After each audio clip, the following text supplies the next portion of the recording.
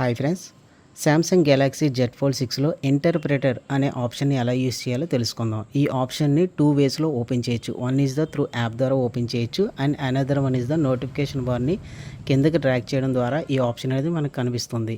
ఈ option click చేసిన తర్వాత మనకి 2 విండోస్ అనేది ఓపెన్ అవుతుంది. One is the other person, ఏదైతే లాంగ్వేజ్లో మనం మాట్లాడాలనుకుంటున్నాడో ఆ లాంగ్వేజ్ని చూస్ చేసుకోవాలి.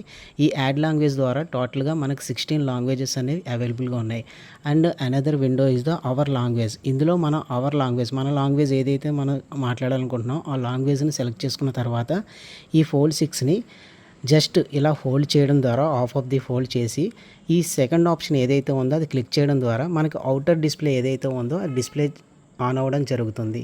ఇది ఆన్ అయిన తర్వాత మనం కాన్వర్జేషన్ ఎలా చేయాలో చూద్దాం. Hi, how are you?